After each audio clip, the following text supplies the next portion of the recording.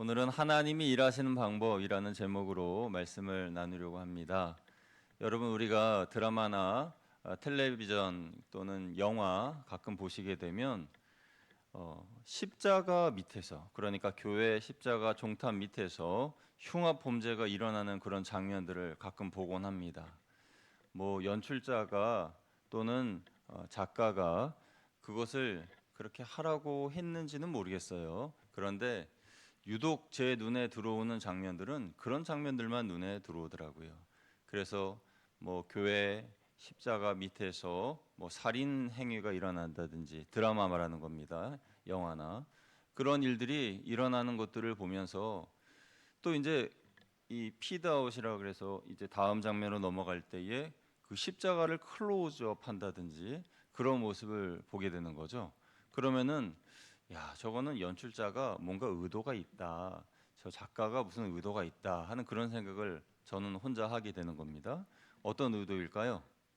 신은 죽었다, 신은 아무 일도 하고 있지 않다, 이렇게 살인 행위가 일어나고 범죄 행위가 일어나는데도 저 십자가를 보라, 무능력한 십자가를 보라, 저기 어디 신이 있느냐라는 것을 이렇게 강조하기 위하여서 연출하는 것 아닌가 하는 그런 생각을 해보면서 씁쓸한 마음을 갖게 되는 것이죠. 여러분, 정말 그들이 생각하는 것처럼 하나님은 아무 일도 안 하시고, 하나님은 우리를 위하여 아무 도움도 펼치지 않으시고, 또 세상이 악하고 흉흉해도 침묵만 하고 계시는 분이십니까? 그렇지 않습니다. 하나님은 일하시는 하나님이시고, 하나님은 생명을 살리는 일을 위하여서 지금도 우리와 함께 일하고 계시다라는 것입니다. 특별히 하나님은 이 생명 살리는 일을 예수님과 함께 하셨습니다. 예수님께서 요한복음 5장 17절에 이렇게 말씀하셨어요. 내 아버지께서 이제까지 일하시니 나도 일한다 그랬습니다. 아버지께서 이제까지 일하신다는 것은 하나님이 천지를 창조하시고 그 창조의 질서가 운영되기 위하여서 일하고 계시니 나도 생명 살리는 일을 위하여 일하고 있다라는 것이에요. 이 말씀을 하신 배경은 베데스다에 38년 된 병자가 있었는데 그 병자를 고친 날이 안식일이었습니다. 그래서 안식일에 병을 고치는 것이 옳은 일이냐라고 하면서 예수님을 참소하는 유대인들을 향해서 한 말씀이에요.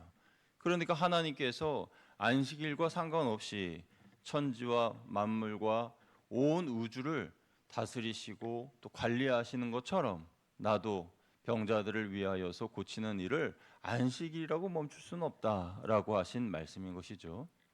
그러면 예수님께서 또 하나님께서 이렇게 살리시는 일을 하심에도 불구하고 왜 우리 눈에는 하나님이 일하시는 모습이 보이지 않는가? 욥기 23장 9절에 보면 욥이 자신이 당한 고난으로 인하여서 마음에 반항하는 마음이 생겼다라고 고백을 해요. 반항하는 마음이 생기고 근심의 마음이 생기자 하나님이 왼편에서 일하셔도 보이지 않고 그가 오른쪽으로 내가 돌이켜도 배울 수 없다라고 탄식하는 그런 구절이 있습니다. 그러니까 사람의 강팍해진 마음, 그 마음으로 인하여서 하나님의 일하심이 보이지 않는 거예요. 반항하는 마음, 걱정하는 마음, 의심, 또 무관심, 그러한 마음들이 하나님의 일하시는 모습을 볼 수 없게 하는 것입니다. 성경에 보면 하나님이 일하신다는 이 성경 구절, 그 내용들은 수없이 많이 찾아볼 수가 있는데 왜 하나님의 일하시는 모습이 보이지 않는 것인가? 그것은 사람이 하나님에 대한 마음을 닫았기 때문에 보이지 않는 것이라는 거예요. 성도님들 중에서도 하나님은 아무 일도 안 하시는 것처럼 여기는 분들도 간혹 계십니다. 그런 분들은 당연히 하나님이 무슨 일을 하시는지도 모르고 내가 하나님을 위해 어떤 일을 해야 하는지도 잘 모르는 분들이죠. 여러분, 하나님은 나와 상관이 없는 분입니까? 하나님은 나와 상관이 없는 아무 일도 하지 않으시는 분이십니까? 아닙니다. 하나님은 오늘 우리를 위하여 또 이 지구 또 온 우주를 위하여 또 한 생명의 구원을 위하여 일하고 계시다라는 것이죠. 그래서 하나님은 분명히 생명을 지키고 살리는 일을 하고 계시는데 우리는 몇 가지 질문을 해보아야 됩니다. 하나님의 일하심에 대한 질문인데요. 첫 번째 질문은 하나님이 왜 일하셔야 하는가에 대한 질문입니다. 하나님은 왜 일하시는가? 두 번째 질문은 하나님이 일하신다면 무슨 일을 하고 계시는가에 대한 질문이에요. 세 번째 질문은 그러면 하나님은 어떤 방법으로 일하시는가에 대한 질문입니다. 그런데 여기 첫 번째와 두 번째 질문의 답은 같습니다. 첫 번째 질문, 두 번째 질문은 하나님은 왜 일하셔야 되는가? 하나님은 무슨 일을 하시는가? 여기에 대한 질문인데 제가 답을 말씀드렸어요. 하나님은 살리는 일, 생명을 살리는 일을 하고 계시고 그 일을 위하여 우리와 함께 하기를 원하신다는 것입니다. 여러분, 하나님이 하시는 일, 예를 들어 봅니다. 지구가 숨을 쉴 수 있도록 자연과 환경을 살리는 일을 하나님은 하고 계십니다. 만약에 하나님이 산소를 공급해 주지 않으시면 그럼 우리는 하루하루 살아갈 수 없는 존재이죠. 만약 행성들이 서로의 자리를 벗어나 충돌한다면 우리 중에 살아남는 사람은 아무도 없을 겁니다. 개인을 구원하시는 일, 나라가 유지되는 일, 역사를 주관하는 일, 이 모든 것들도 다 하나님께서 하시는 일들입니다. 이 모든 것은 생명을 살리는 범주 안에 속하는 것들이에요. 그래서 우리가 하나님의 일을 생각할 때 노동이라는 개념과 좀 달리 생각해야 됩니다. 우리가 생각하는 일, 그것은 노동의 개념이죠. 그래서 열심히 일하고 땀 흘리고 그것을 하나님께서는 에덴 동산에서 사람에게 저주로 열심히 남자들이 땀 흘려 일해야 할 것이다 라고 말씀하셨는데 그런 개념이 아니에요. 하나님의 일은 거룩한 사역이고 살리는 사역입니다. 그래서 이 나라를 살리고 우주를 살리고 한 개인의 영혼을 살리고 가정을 살리고 하는 그런 살리는 일을 하나님이 하시는 거예요. 그리고 하나님께서는 하나님의 방식으로 일하신다는 겁니다. 하나님께서 어떤 방식으로 일하시는지, 하나님이 일하시는 방법이 뭔지 그것을 안다면 우리의 불순종의 횟수는 급격히 줄어들 거예요. 우리가 하나님이 어떻게 일하시는지 몰라서 하나님의 뜻을 거부하거나 외면하는 경우들이 많기 때문에 그렇습니다. 하나님의 일하심을 모르기 때문에 나의 실패가 있고 또 불순종으로 인한 시행착오가 있게 되는 것입니다. 그래서 오늘은 하나님이 일하시는 방법이라는 제목으로 하나님의 말씀을 나누려고 하는데요. 하나님은 어떻게 일하시느냐? 첫째로 하나님은 사람을 통해서 일하신다라는 것입니다. 한번 따라하시면 감사하겠습니다. 하나님은 사람을 통하여 일하십니다. 성경에 보면 하나님께서 하나님의 일을 하실 때 사람을 통하여서 일하시는 모습들을 보게 됩니다. 그런데 저는 이 부분에서 궁금증이 생겼습니다. 아니 왜 하나님께서는 전능하신 하나님이신데 왜 사람을 통하여서 일을 하시나? 사람만큼 불완전한 존재가 어디 있습니까? 마음의 변덕도 심하고 고집스럽기도 하고 하나님께 불순종하고 그런 사람을 통하여서 왜 하나님이 일을 하시는가? 거기에 대한 답은 설교 말미에 말씀드리겠지만 한 가지 분명히 말씀드릴 수 있는 것은 그것은 하나님의 마음이라는 겁니다. 하나님께서 그렇게 하고 싶으셔서 그렇게 하시는 거예요. 그러니까 거기에 대해서 우리가 뭐라고 말을 할 수는 없습니다. 하나님 편에 서서 생각해 보면 참 하나님도 답답하실 일이죠. 왜냐하면 고집불통인 사람들과 함께 일하실 이유가 전혀 없는데 전능하신 하나님이시니까 있을지어다 될지어다 라고 말씀하시면 말씀하신 대로 이루어지는데 하나님은 굳이 사람과 함께 일하신다는 거예요. 하나님이 직접 하시기가 그러시다면 천사들을 보내셔서 천사들을 통하여서 하게끔 하시면 될 텐데 그것도 원하지 않으시고 꼭 사람과 일을 하려고 하신다는 겁니다. 그래서 이렇게 생각해 볼 수 있습니다. 하나님 편에서는 매우 번거롭고 불편한 일이지만 사람 편에서 생각해 보면 너무나 감사하고 영광스러운 것인데 여러분 이렇게 생각해 보세요. 여러분이 어떤 가내수공업의 사장님이라고 생각을 해보세요. 여러분 직원도 없고 여러분 혼자 일하고 계십니다. 그런데 세계의 제일 큰 기업의 회장님이 여러분에게 찾아오셔서 내가 당신과 일을 하고 싶소. 당신이 가지고 있는 그 기술 나와 함께 협업해서 같이 일을 해봅시다. 그럼 여러분 어떤 생각이 드시겠어요? 처음에는 이 사람 사기꾼 아닌가 하는 생각이 들지도 몰라요. 그런데 그분이 어떤 분인지 알고 정말 그분이 진정으로 나와 같이 일하기를 원하신다는 생각을 하게 되면 그러면 얼마나 감사하겠습니까? 그 이후로부터 여러분의 삶은 완전히 바뀔 겁니다. 여러분의 미래는 완전히 바뀔 거예요. 삶의 질이나 가정 형편이나 모든 부분이 다 달라질 겁니다. 여러분의 기술력 그거 하나로 온 세계의 물건들이 만들어져서 쏟아나오지게 되겠죠. 그러면 얼마나 놀라운 일이 벌어지는 겁니까? 하나님이 우리와 일하신다는 것이 마치 이와 같다는 것입니다. 하나님 편에서는 불편하지만 그러나 우리와 함께 일하시는 그 하나님으로 인하여서 우리는 그렇게 은혜를 받게 되었다는 것입니다. 하나님은 그렇게 여러분과 함께 일하기를 원하신다는 거예요. 그러나 일하기에 앞서서 하나님은 먼저 사랑의 관계를 맺기를 원하십니다. 하나님은 우리가 하나님의 일하시는 손을 볼 수 있도록 성령님을 통하여서 다가와 말씀하십니다. 때로는 이 설교 말씀을 통해서 다가와 주시기도 하고 우리가 혼자 성경 말씀을 읽는 가운데에 말씀하시기도 하고 사람들과 대화하는 가운데 만나 주시기도 하고 환경을 통해서 만나 주시기도 하지요. 그러면서 성령님을 통하여 하나님의 음성을 듣게 하십니다.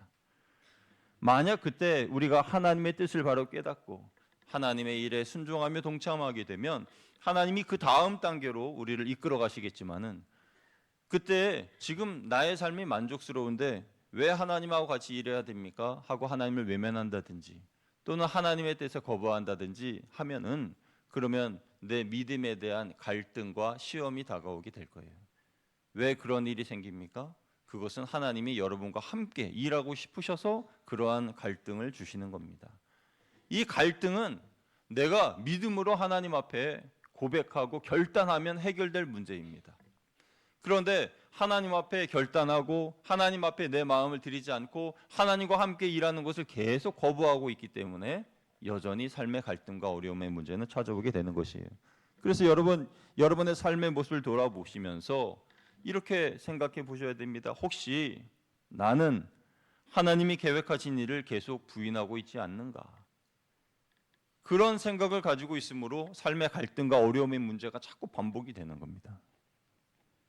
그런 갈등의 상황은 하나님이 나의 믿음을 테스트하기 위한 상황인데 다시 말해서 여러분이 믿음으로 결단만 하기만 하면 그 문제는 속히 해결된다는 거예요. 하나님의 요구에 순종하기까지는 여러분의 믿음 그리고 도전 그리고 행동이 필요합니다.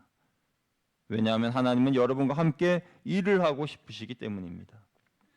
하나님의 일에 동참하는 순간부터 우리의 갈등은 사라지고 우리의 앞길에 문이 열리게 됩니다. 그때부터 얻게 되는 성취감은 이전에 얻었던 성취감과는 종류가 다릅니다. 질적으로 차이가 있습니다. 하나님께서 주시는 은혜 가운데 놀라운 경험을 하게 되는 우리 거양교회 성도님들 다 되시기를 주님의 이름으로 축복합니다. 이 과정은 하나님께서 성경 속 여러 인물들에게 공통적으로 다가오신 모습입니다. 하나님께서 사용하신 성경 속의 인물들, 그 인물들은 하나님께서 주의하고 보시다가 주목하고 보시다가 하나님의 때에 그들을 부르셨죠. 그런데 그들의 모습은 참 다양합니다.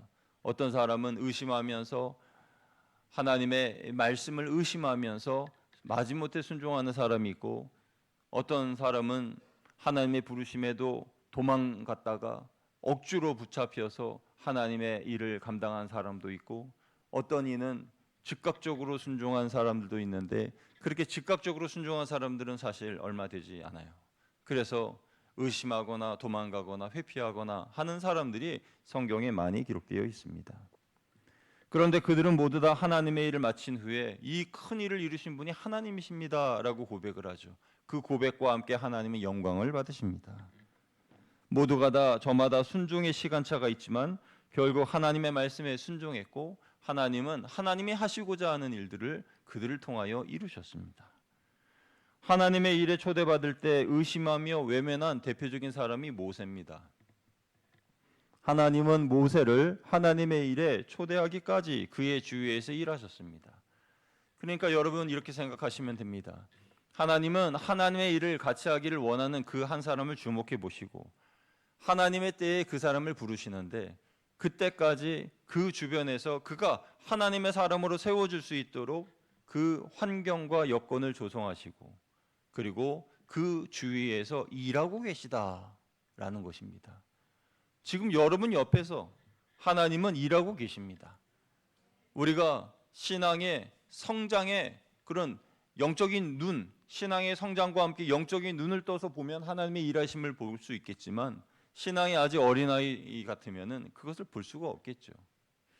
계속 모세 예를 들어 말씀드려 볼게요. 모세가 태어나던 그 배경은 고센 땅에서 이스라엘 백성들의 숫자가 많아지던 그런 때였습니다.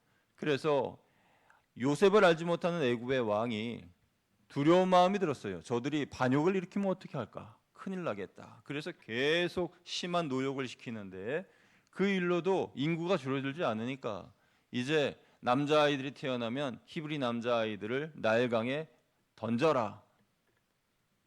죽이라는 말이죠. 그런 명령을 내렸어요. 근데 그때 모세가 태어났고 3개월 동안 숨겼다가 더 이상 숨길 수가 없어서 갈대 상자에 모세를 담아서 나일강에 띄워보냅니다. 여기에 이제 하나님의 일하심이 시작이 됩니다. 나일강에서 이제 갈대 상자에 떠내려가는 그 모세를 마침 목욕을 하러 온 바로의 공주가 그곳을 보고 그 갈대 상자를 보고 아이가 담겨 있는 것을 보고 자기의 양자로 삼습니다. 하나님의 일하심이죠. 또 그 모습을 보고 모세의 누이 미리암이 달려가서 이 아이를 젖먹일 수 있는 유모를 내가 알고 있다 하면서 모세의 어머니를 유모로 추천하고 그리고 모세의 어머니가 유모가 되는 그 일을 성경에 우리가 볼 수가 있죠. 역시 하나님의 일하심입니다. 모세가 어릴 때부터 자라면서 그 유모인 어머니의 하나님에 대한 말씀을 들으면서 하나님을 사랑하는 마음이 그 마음에 생기게 되죠. 역시 하나님의 일하심입니다. 그리고 그 모세가 청년이 되고 장년이 되어서 이제 여러 가지 학문을 익히고 훈련을 받은 후에 어느 날 애굽 사람이 같은 동포를 괴롭히는 모습을 보고 그를 때려서 죽이게 되는데 그런데 애굽의 바로가 이것을 알 것을 두려워하여서 그는 도망가게 되죠. 광야로 갑니다. 광야에서 미디안 제사장의 딸들을 만나죠. 그 딸들을 도와서 우물을 기르는 것을 도와줍니다. 그리고 그 중에 한 명인 십보라와 결혼을 하게 됩니다. 이 모든 과정들이 하나님의 일하심이라는 거예요. 그러니까 모세는 알지 못했겠죠. 하나님이 내 인생에 어떻게 개입하시고 나와 어떻게 함께 하시는지 모세는 몰랐겠지만 하나님은 알고 계신 거죠. 그렇게 양들을 치던 어느 날 하나님께서 떨기나무 불꽃 가운데에 모세를 부르시는 겁니다. 모세야, 모세야. 내가 너에게 할 말이 있는데 이스라엘에 어려움을 당하고 있는 저들을 나와 함께 구해내자. 라고 모세에게 하나님의 사역에 대한 초청을 하신 겁니다. 여러분, 이 모든 과정들이 하나님께서 모세를 부르시는 과정이고 하나님께서 일하시는 과정이라는 거예요. 그래서 하나님이 일하시는 그 첫 번째는 뭐라고 말씀드렸어요? 하나님이 말씀하시는 그 첫 번째는 사람을 통해서 일하시는 것이고 하나님이 일하시는 두 번째는 하나님이 일하시기 전에 하나님의 계획을 미리 알려주신다는 거예요. 한번 따라하시면 감사하겠습니다. 하나님은 미리 알려주십니다. 하나님의 계획을 우리에게 미리 알려주신다는 거예요. 아모스 3장 7절에 이르면 하나님은 언제든지 무슨 일을 하고자 할 때에 그의 종이나 선지자들에게 하나님이 하고자 하시는 말씀을 알려주신다고 말씀하고 있어요. 함께 아모스 3장 7절 같이 읽어보겠습니다. 시작. 주 여호와께서는 자기의 비밀을 그 종 선지자들에게 보이지 아니하시고는 결코 행하심이 없으시리라. 아멘. 하나님이 함께 일하기를 원하시는 그 사람에게 하나님의 일을 알려주시고 보여주신다는 겁니다. 이처럼 하나님은 모세에게 나타나셔서 어떤 일을 하실지에 대하여 분명히 말씀하셨습니다. 그때 모세의 반응은 어떻습니까? 그가 처음 보인 반응은 나 같은 사람이 어떻게 그렇게 큰 일을 할 수 있습니까? 하는 그런 반응이었어요. 출애굽기 3장 11절 같이 읽어보겠습니다. 시작. 모세가 하나님께 아뢰되 내가 누구이기에 바로에게 가며 이스라엘 자손을 애굽에서 인도하여 내리까? 아멘. 그가 보인 두 번째 반응은 뭡니까? 백성들이 나를 믿지도 않고 내 말을 듣지도 않으면 어떻게 합니까? 그때에 하나님께서는 내가 너에게 표적을 보여주겠다라고 말씀하셨어요. 4장 1절 같이 읽습니다. 시작. 모세가 대답하여 이르되 그러나 그들이 나를 믿지 아니하며 내 말을 듣지 아니하고 이르기를 여호와께서 내게 나타나지 아니하셨다 하리이다. 세 번째 모세가 보인 반응은 나는 입이 뻣뻣하고 혀가 둔한데 어떻게 제가 말을 전할 수 있겠습니까? 하는 이야기죠. 4장 10절입니다. 읽습니다. 시작. 모세가 여호와께 아뢰되 오 주여 나는 본래 말을 잘 하지 못하는 자니이다. 주께서 주의 종에게 명령하신 후에도 역시 그러하니 나는 입이 뻣뻣하고 혀가 둔한 자니이다. 아멘. 여러분, 이 모세의 세 번에 반복되는 하나님의 부르심에 대한 거부, 이 거부는 한마디로 의심입니다. 의심. 자기 자신에 대한 의심이 아니라 하나님에 대한 의심이에요. 그러니까 정말로 하나님이 말씀하신 대로 그렇게 될까 하는 그런 의심이죠. 그런데 이 의심에 대하여서 하나님은 첫 번째 질문에 대하여서 내가 너와 함께 할게. 두 번째 질문에 대해서 내가 너에게 표적을 보여줄 것이다. 세 번째 질문에 대해서 내가 온 만물을 창조한 창조주가 아니냐. 너의 말을, 너의 혀를 부드럽게 해줄 것이다. 말을 잘할 수 있게 해줄 것이다. 라고 말씀을 해주신 거예요. 이 하나님의 이 자비로운 설명과 또 친절한 설명으로 인하여서 모세가 어쩔 수 없이 하나님께 순복하게 됩니다. 그러면서 하나님을 향하여 자신의 삶의 방향을 정하죠. 그러니까 광야에서 생활을 접고 하나님을 향한 삶으로 나아간다라는 그런 뜻입니다. 그래서 자신의 삶을 조종한 후에야 그는 순종하게 되었고 하나님의 뜻대로 사용되었고 하나님은 모세를 통하여 하나님이 하시고자 하신 일들을 하셨다라는 것이에요. 자, 돌아봅니다. 하나님이 일하시는 방법 첫 번째는 뭐라 그랬어요? 사람을 통하여 일하신다. 하나님이 일하시는 방법 두 번째는요, 하나님의 계획을 알려주신다. 미리 알려주신다. 더 놀라운 것은 세 번째입니다. 세 번째는 하나님은 평범한 사람을 통해 영광을 받으신다는 거예요. 한번 같이 읽겠습니다. 하나님은 평범한 사람을 통해 영광을 받으십니다. 믿으시면 아멘. 여러분 아마도 이렇게 말씀하실 거예요. 목사님, 어떻게 모세가 평범한 사람입니까? 모세처럼 위대한 신앙인 어디 있습니까? 그렇게 이야기하실 수 있어요. 그렇습니다. 맞습니다. 그런데 하나님이 모세를 부르실 때에 그의 모습은 어땠습니까? 그는 정말로 볼품없는 사람이었습니다. 광야에서 양들을 돌보는 목동이었고요. 그리고 애굽에서 살인죄로 쫓기는 도망자였습니다. 갈 곳 없는 처량한 신세였습니다. 지독히 또 지극히 평범한 사람이었습니다. 그런 사람을 하나님이 부르신 거예요. 그렇게 평범한 모세가 하나님을 만나자 특별한 사람이 된 겁니다. 우리는 하나님께 쓰임을 받는 일에서 나같이 평범한 사람이 어떻게 하나님께 쓰임을 받을 수 있습니까? 라고 생각하지만 그 생각 자체가 하나님에 대한 불신앙이에요. 하나님은 내가 너를 쓰겠다라고 하셨기 때문에 내가 평범할지라도 하나님의 손에 붙잡히면 나는 특별한 사람이 되는 겁니다. 할렐루야. 성경 속의 인물들이 다 그래요. 지난 주일에 설교할 때에 예화로 들은 사람이 엘리야인데요. 엘리야에 대해서도 제가 여쭤볼게요. 엘리야는 평범한 사람입니까? 특별한 사람입니까? 대답하기 좀 그러시죠. 엘리야도 평범한 사람이었습니다.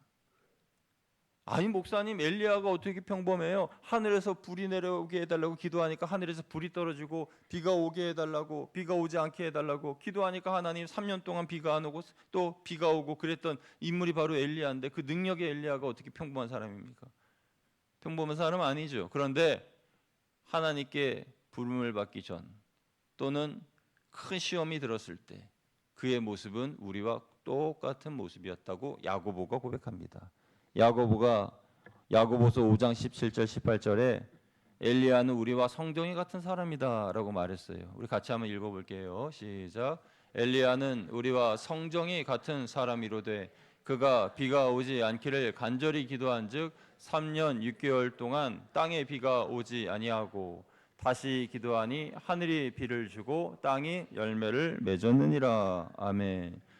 야고보가 본 엘리야, 그러니까 야고보가 우리와 똑같은 성정이다라고 하면서 보았던 그 엘리야는 갈멜산에서 하늘에서 불이 떨어지게 한 그 엘리야가 아니라 로뎀나무 아래에서 죽기를 청하며 괴로워하던 그 모습의 엘리야였습니다.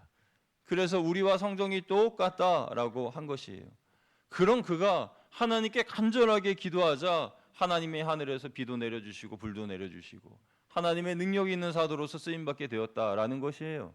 그러니까 엘리야도 사실 특별할 것이 하나 없는 평범한 사람이었습니다. 여러분, 베드로와 제자들은 어떻습니까? 사도 베드로도 대단한 분이시죠. 그런데 그도 역시 평범한 사람입니다. 그것을 예루살렘에 예수님의 십자가에 못 박았던 공의회 회원들이 인정했어요. 사도행전 4장 13절 말씀을 보면은 그들이 이렇게 말합니다. 우리 같이 읽습니다. 시작. 그들이 베드로와 요한이 담대하게 말함을 보고 그들을 본래 학문 없는 범인으로 알았다가 이상히 여기며 또 전에 예수와 함께 있던 줄도 알고. 아멘. 베드로와 요한이 잡혀가게 된 이 공의회는 예수님의 십자가에 못 박은 그 공의회죠. 그러니까 얼마 전까지만 해도 이들이 그들을 두려워해서, 그러니까 제자들이 그 공의회 사람들을 두려워해서 숨었던 그런 사람들인데, 그런데 그들 앞에서 담대히 예수님이 어떤 분이시다라는 것을 전파한 거죠. 그 모습을 보면서 아니, 이 사람들은 본래 학문이 없는 범인들인데 어떻게 이렇게 당당하게 말을 할 수 있는가? 어떻게 이렇게 성경에 대해서 잘할 수 있는가? 라고 이야기하면서 저는 이 4장 13절의 마지막 끝부분, 예수와 함께 있던 줄도 알고, 이 부분에 주목하였습니다. 우리 말씀 한번 다시 띄워주시겠어요? 우리 4장 13절 같이 읽어보겠습니다. 시작. 그들이 베드로와 요한이 담대하게 말함을 보고 그들을 본래 학문 없는 범인으로 알았다가 이상히 여기며 또 전에 예수와 함께 있던 줄도 알고. 계속 말씀 띄워주세요. 여기 보면요, 하반절 끝에 예수와 함께 있던 줄도 알고 그랬어요. 물론 공의회 회원들이 한 이 말, 예수와 함께 있던 줄도 알고, 이것은 베드로와 요한이 과거에 예수님이 살아계셨을 때에 함께 있었던 그 무리다라는 말이지만은, 그런데 이들은, 베드로와 요한은 지금 부활하신 예수님과 함께 있는 것입니다. 그러니까 영적으로는 부활하신 예수님과 현재를 함께 걸어가고 있는 거예요. 그러니까 이들은 특별한 사람이 된 거예요. 이들은 모두 평범한 사람들이었는데 부활하신 예수님, 그 예수님과 함께 있었기 때문에 특별한 존재가 되었다는 것입니다. 여러분, 누구와 함께 있었느냐가 그 사람을 특별하게 만듭니다. 이제 저를 비춰주시면 되겠습니다. 여러분, 투자의 귀재라고 불리는 이 워런 버핏, 이 워런 버핏이 2000년부터 2022년까지 22년간 연례 행사로 버핏과의 점심이라는 그런 행사를 했습니다. 여러분 잘 아실 거예요. 그래서 이 경매를 하게 되었는데 2022년 마지막 해에 이 버핏과의 점심에 어떤 익명의 사람이 당첨되었는데요. 이 사람이 그때 버핏과의 식사를 위하여서 지불한 돈은 1,900만 달러, 우리 돈으로 약 246억 원이었습니다. 22년 동안 이루어진 이 행사의 모든 기금을 전액 샌프란시스코의 빈민 지원 단체인 글라이드 재단에 기부를 했는데요. 마지막 식사라서 더 경매가가 높았던 것이겠죠. 그런데 왜 그 사람은 그렇게 비싼 돈을 지불하면서 식사를 하려고 했을까요? 단지 빈민을 돕기 위하여서 구제금을 많이 내고자 했던 것은 아닐 겁니다. 한 끼 점심 식사지만 자신이 얻을 수 있는 최고의 투자 자문을 얻기 위해서 그 엄청난 돈 249억 원을 지불한 것이겠죠. 여러분, 저는 이 말씀을, 사도행전 4장 13절 말씀을 묵상하면서 베드로와 요한이 담대하고 특별해진 것이 부활하신 예수님과 함께 있었기 때문이다라는 것을 알게 되면서 예수님과 함께하는 시간이야말로 그들이 할 수 있었던 최고의 투자요 최선의 선택이다라는 것을 알게 되었습니다. 버핏과의 점심과는 비교할 수 없는, 제가 그 노령의 어르신을 비하하려고 그러는 건 절대 아니고, 그 버핏과의 점심과 절대 비교할 수 없는 예수님과의 매일의 점심, 그것을 이 사도들이 매일매일 가지면서 그들은 비범한 사람이 되었고 대담한 사람이 되었고 놀라운 사람이 되었고 특별한 사람이 된 거예요. 그래서 여러분들도 매일매일 우리 주님과 우리 예수님과 함께 점심 식사하시면요, 여러분 최소한 하루에 246억 원 이상의 가치의 부자들이 되시는 줄로 믿습니다. 별로 감동이 없으시네요. 그 이상으로 하나님께서 나에게 주시는 은혜와 복이 넘쳐날 것이라는 뜻이에요. 영적인 부자들이 다 되시기를 주님의 이름으로 축원드립니다. 누구를 만나느냐에 따라서 내 인생이 바뀌게 되는 거예요. 제가 한 분 더 소개해 드릴게요. 드와이트 L 무디라고 하는 목사님이 계시는데, 이 목사님은 사실 학벌도 좋지 않으시고 뭐 신학교나 그런 데도 변변치 않고, 그리고 목사 안수도 받지 않으신, 그래서 구두 판매원이셨던 분인데, 그런데 하나님께서 부르시는 그 순간에 하나님, 제가 여기 있습니다. 저 정말 하나님을 위해서, 주님을 위하여서 헌신하고 싶어요. 그런 마음으로 하나님께 자기의 모든 것을 드린 분입니다. 그렇게 하나님께 모든 것을 드린 후에 그분은 하나님께서 위대한 복음 전도자로 사용하셨는데요. 여러분, 그 목사님은 그때 당시에는 인터넷도 없고 자동차도 없었는데 그분이 무려 200만 명 이상을 하나님께로 인도한 세계 최고의 전도자가 되었습니다. 200만 명입니다. 200명이 아니라 200만 명이에요. 그러니까 이분의 복음 전파를 통하여서 그 미국과 영국과 유럽의 전역에 하나님의 복음의 물결이 출렁이게 되는 그런 역사가 있었던 것입니다. 이 말씀을 들으시는 여러분들은 아마도 그건 무디 목사님 정도 되니까 그렇게 하셨던 것이겠죠, 나와는 상관없는 일입니다 라고 생각하실 수가 있겠어요. 저도 사실은 그렇게 생각했습니다. 무디 목사님의 이야기를 듣거나 읽거나 보면, 야, 정말 대단하신 분이구나, 나는 이 무디 목사님처럼 못 되겠지, 이런 생각을 했는데 하나님이 제 생각을 깨뜨리셨어요. 너는 무디 목사님처럼 될 필요가 없다. 여러분도 마찬가지입니다. 여러분도 무디 목사님처럼 되실 필요가 없어요. 하나님은 인간 김기태, 여러분의 고유의 여러분 스스로에게 맡기신 저마다의 일들이 있으신 거예요. 그러니까 내게 맡기신 그 일, 내가 하기를 원하는 그것을 감당하면 되는 것이지, 무디 목사님이 하신 것처럼 200만 명을 전도해야 된다, 그것을 우리에게 주신 것이 아니라는 거죠. 내가 해야 할 일, 내가 있어야 할 그것에서 헌신하면서 하나님의 맡겨주신 그 일을 감당하는 것, 그게 하나님의 일이고 하나님이 나에게 원하시는 것이라는 거예요. 그래서 무디 목사님은 뛰어난 학벌도 없고 그리고 대단한 그런 언변이 있는 것도 아니신데, 그럼에도 불구하고 하나님께 큰 쓰임을 받았던 그런 목사님이었지 않습니까? 평범한 사람이 이렇게 특출하고 비범한 사람이 된 이유가 뭡니까? 설교서두에서 하나님은 전능하신 분인데 왜 연약한 사람들을 통해서 일하십니까? 라는 질문에 대한 답을 드린다 그랬죠. 그것은 하나님께서 연약한 사람을 통하여서 영광을 받으시기 때문입니다. 하나님께서는 평범한 사람, 연약한 사람, 그런 사람들을 통하여 하나님의 일을 하시고 그 일이 이루어지고 성취되는 것을 통하여서 하나님이 영광을 받으시는 것이에요. 이에 대해서 바울은 고린도전서 1장 27, 28절에서 이렇게 말했습니다. 우리 같이 읽어보겠습니다. 시작. 그러나 하나님께서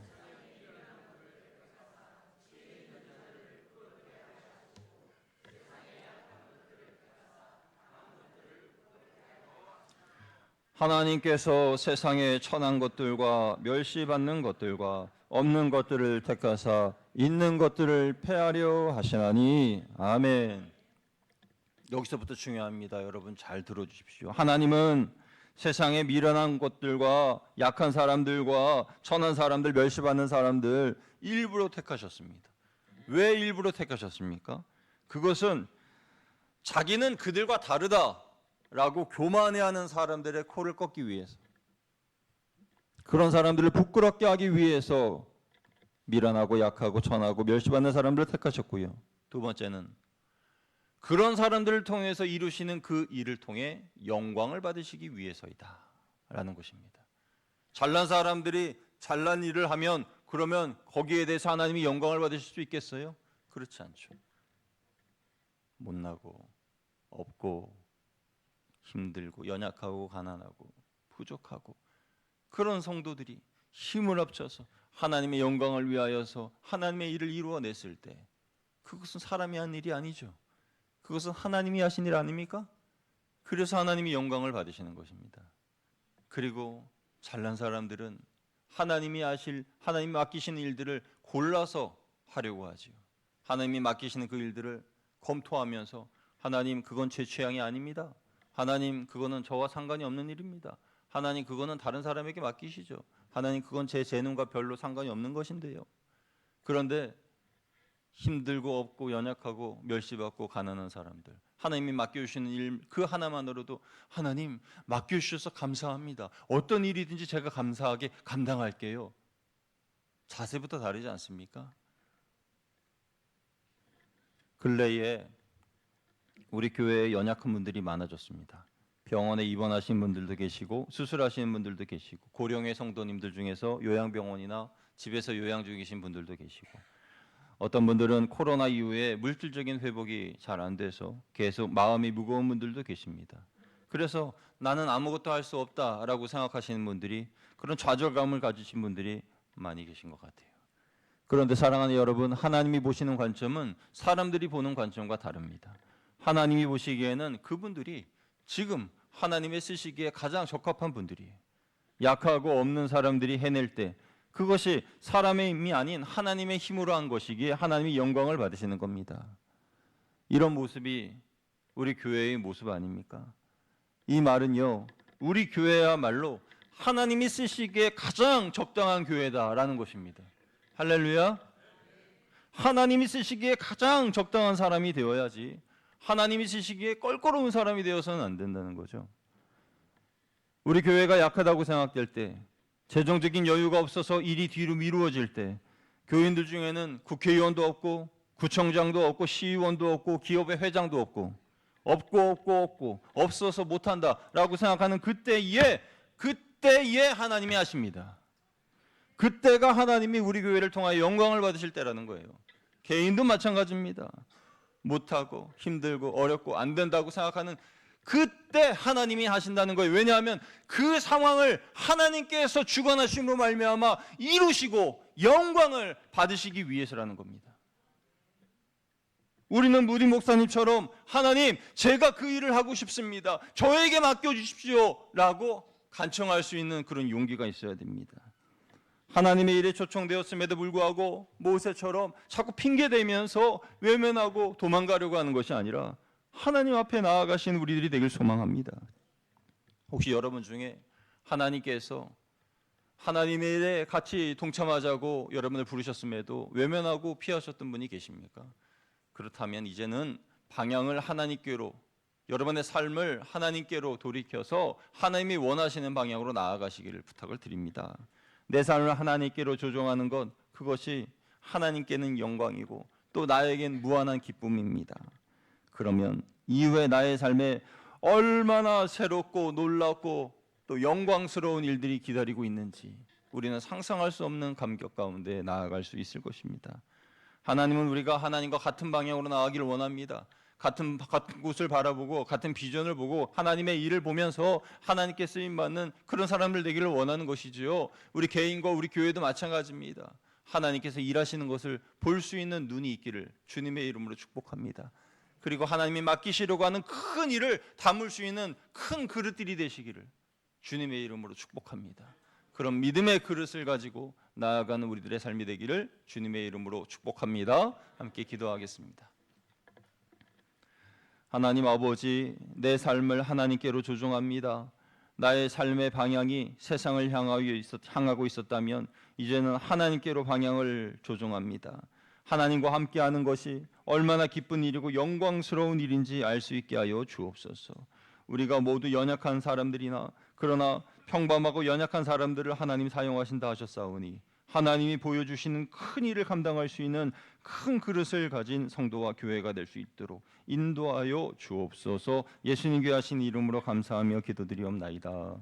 아멘.